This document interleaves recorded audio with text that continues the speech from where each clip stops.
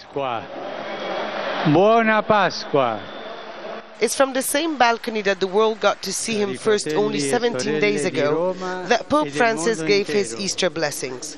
He called for peace in the world with a special reference to the Middle East. Cristo è la nostra pace.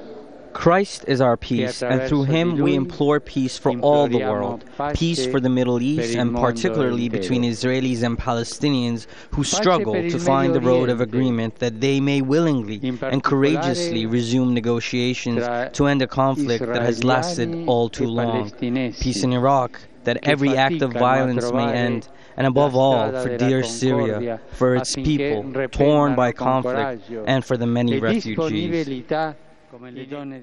The Pope also talked against human trafficking and called for the protection of the environment. Different messages that resonated among the 250,000 people who had gathered here for the Pope's first Easter celebration. And he didn't disappoint. I think his focus is very different. I once heard that a comparison. While Benedict XVI talked us to our heads, this new Pope talks to our hearts. I believe in the Pope because he believes in peace, and my definition of peace is accepting all religions.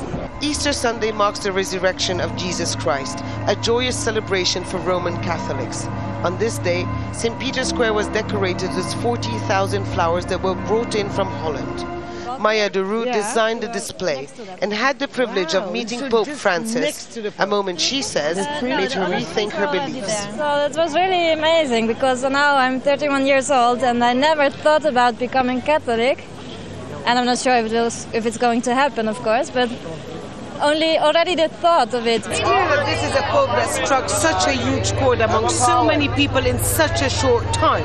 But many do now expect him to get down to business and start tackling the very sensitive issues of reform and cleanup of the Church. They hope that his humility and simplicity will be the driving force to implement the much-awaited changes. Hoda Abdel-Hamid, Al Jazeera, Vatican City.